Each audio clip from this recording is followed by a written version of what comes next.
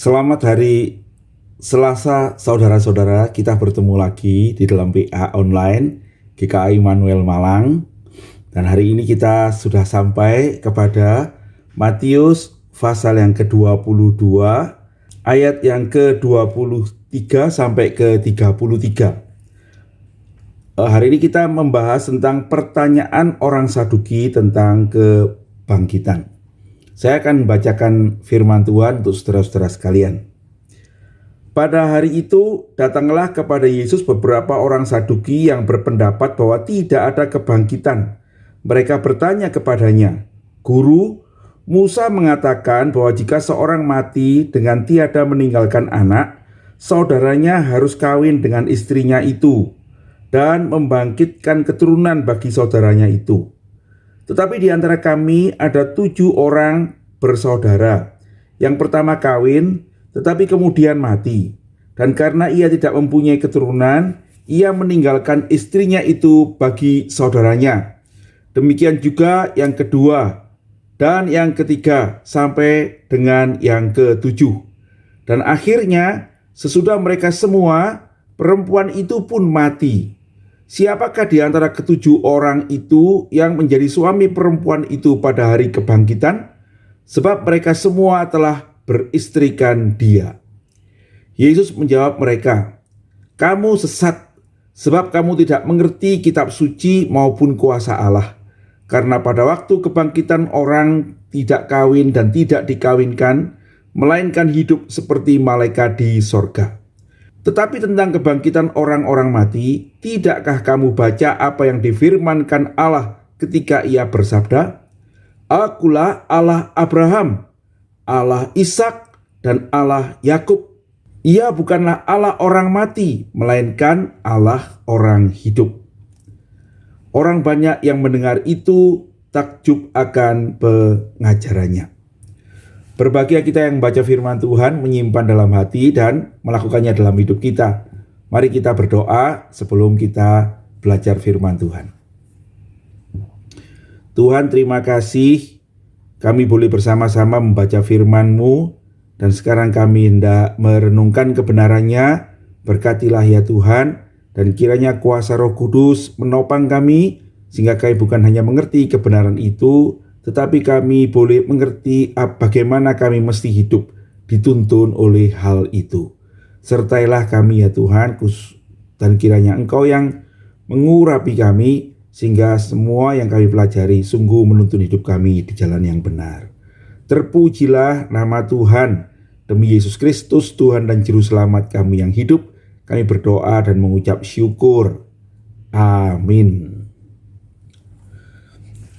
Saudara-saudara, pada PA yang lalu kita sudah belajar bagaimana ada orang-orang Herodian dan orang-orang Farisi itu mencobai Yesus ya. Mereka menanyakan tentang membayar pajak.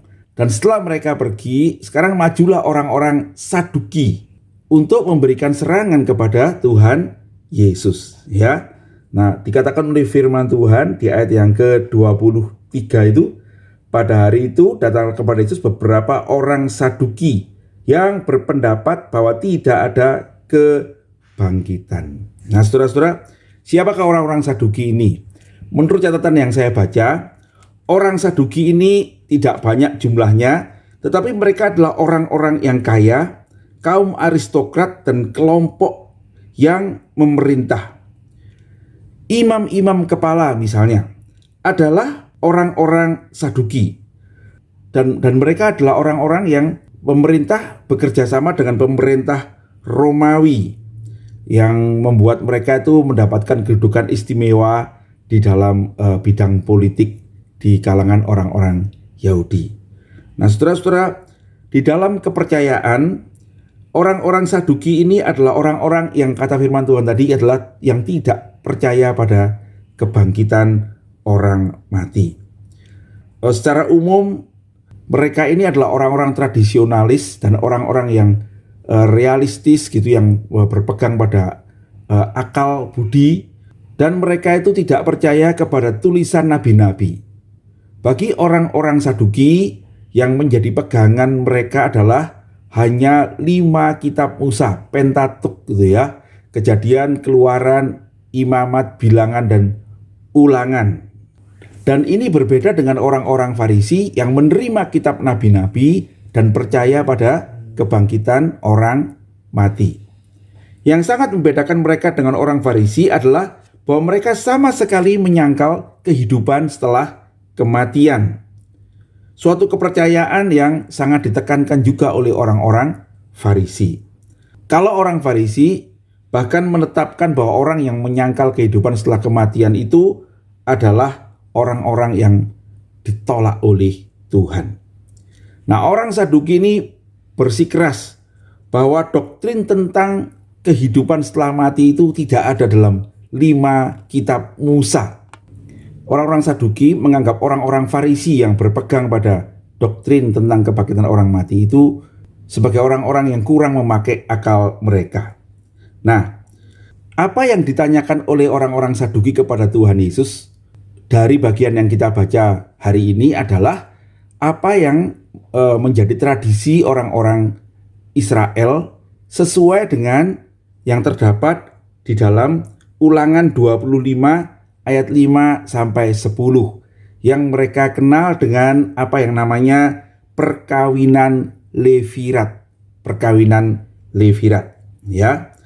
Aturan dalam kitab Ulangan itu mengatakan bahwa jika seorang laki-laki mati tanpa anak, saudaranya yang laki-laki wajib mengawini janda orang itu, ya, untuk memberi keturunan bagi saudaranya tadi.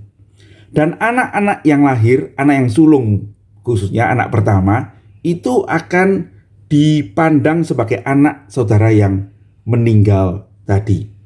Nah, bisa enggak mereka menolak itu? Bisa, ya. Saudara yang orang yang meninggal itu bisa menolak.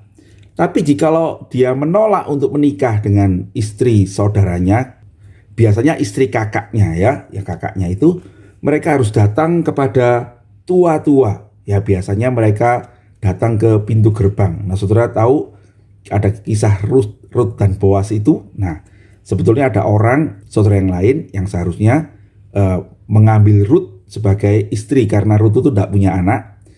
Tetapi dia menolak untuk mengambil Ruth sebagai istri. Dan karena itu kita membaca bukan bahwa kemudian orang itu melepas kasutnya, begitu ya. Nah, sebetulnya yang terjadi adalah seperti ini, saudara-saudara ya. Katanya kalau orang itu menolak, mereka akan bertemu dengan tua-tua. Lalu di hadapan tua-tua itu perempuan itu, jadi istri orang yang meninggal itu akan melepaskan kasut pria itu. Biasanya adiknya suaminya yang meninggal itu meludahi mukanya dan mengutukinya.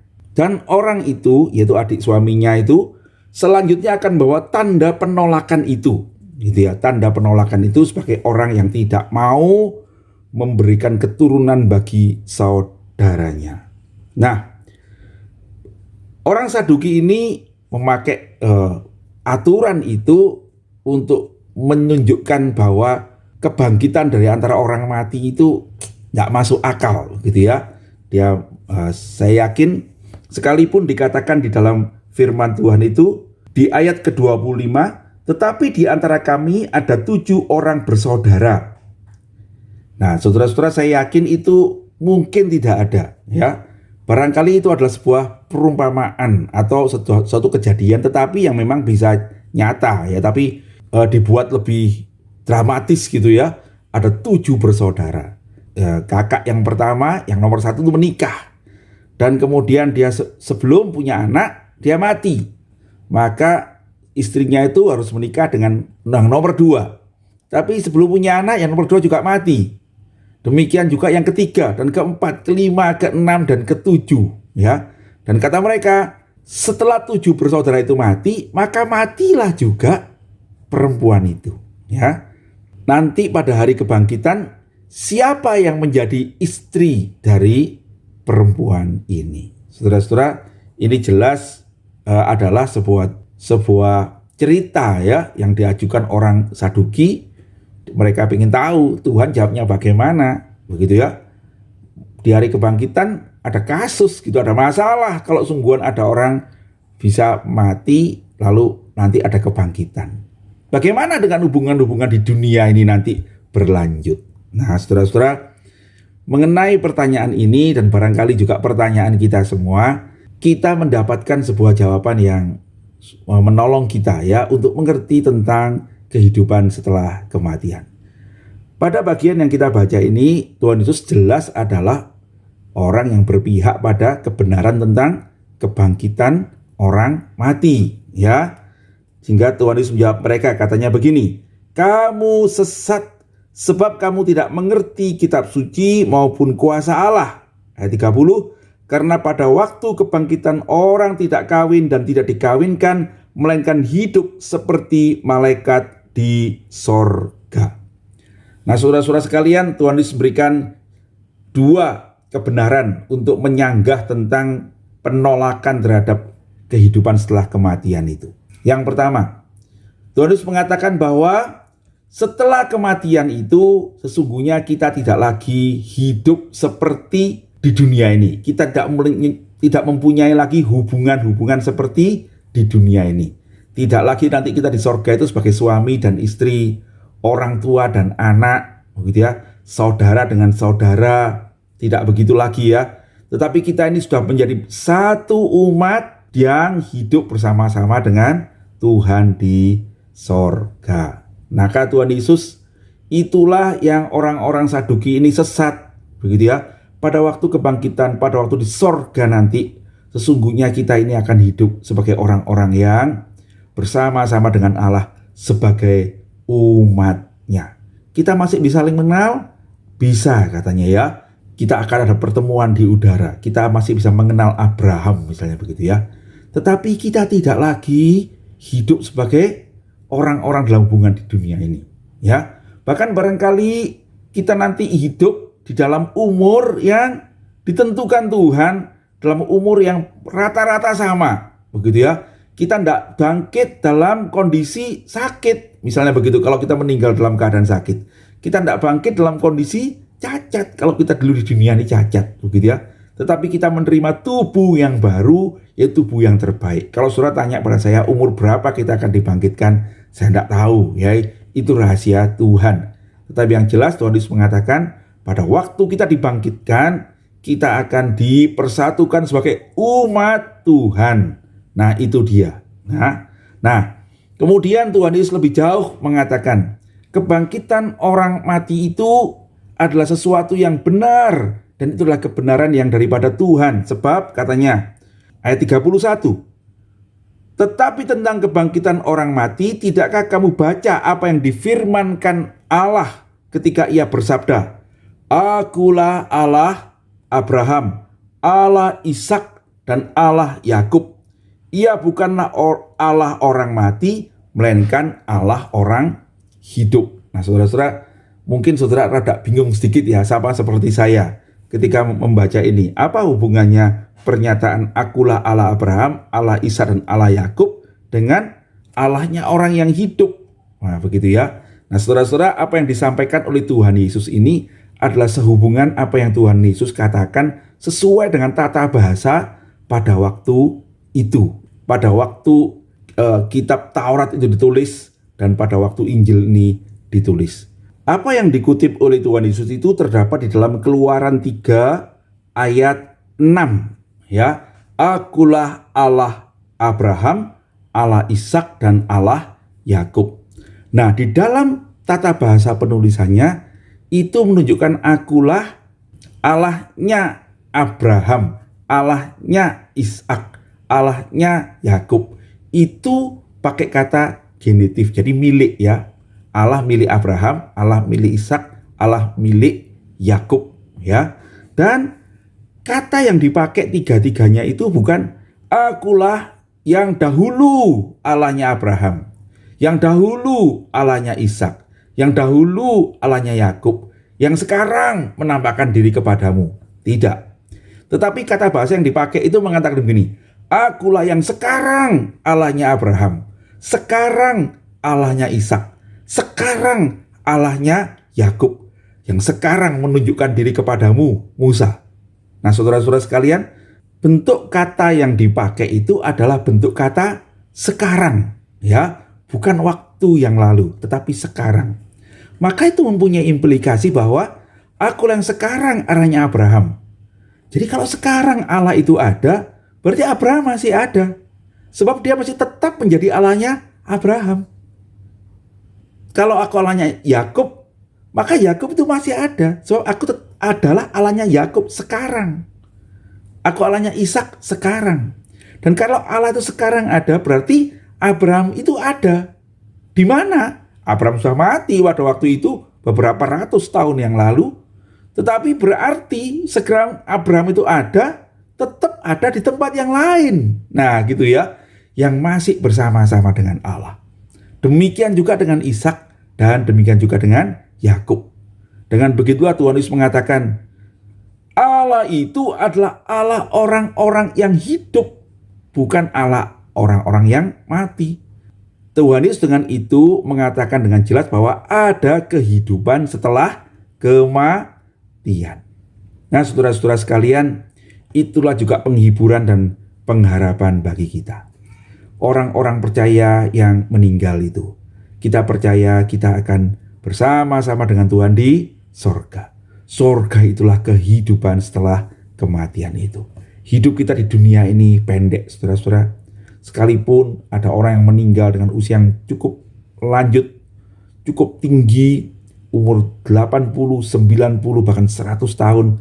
Tetapi dibandingkan dengan kehidupan kekal nanti di sorga, maka sungguh hidup kita di dunia ini pendek saja. Saudara-saudara, karena ada kebangkitan setelah orang mati, maka marilah kita memandang kehidupan di dunia ini sebagai kesempatan yang pertama untuk bertobat, ya, untuk percaya pada Yesus.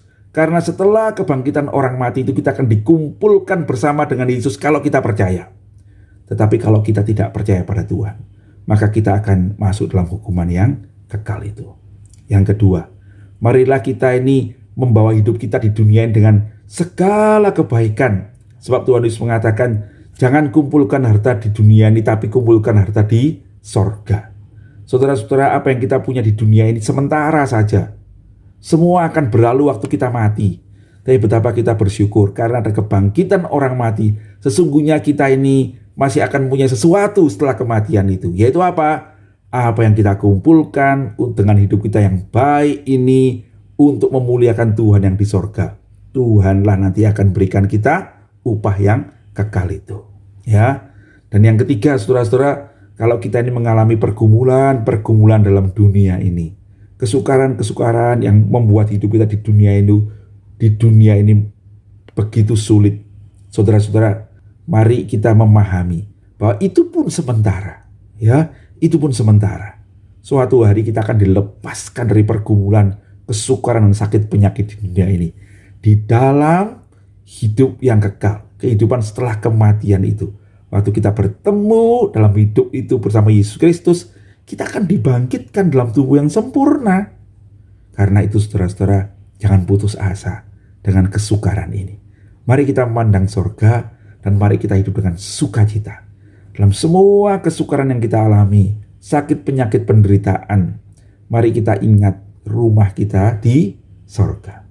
Marilah kita hidup menjadi berkat bagi sesama. Mari kita muliakan nama Tuhan, ya.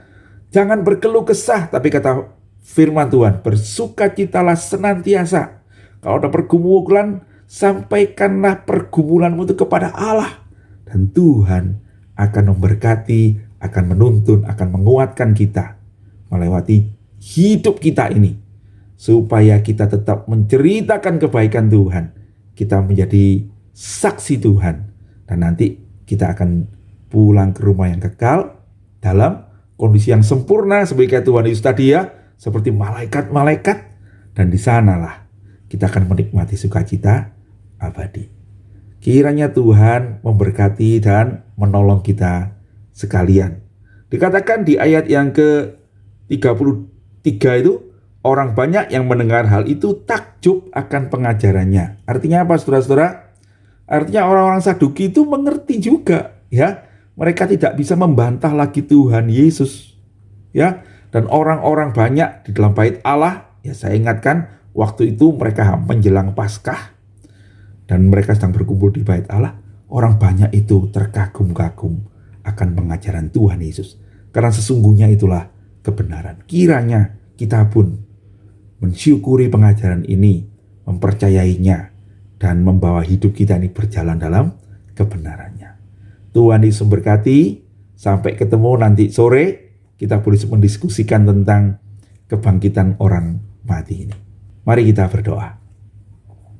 Terima kasih Tuhan, hari ini kami boleh belajar kembali firman-Mu tentang kebangkitan orang mati. Tuntunlah kami supaya melalui kebenaran ini kami mengarahkan hidup kami kepada apa yang Kau kehendaki.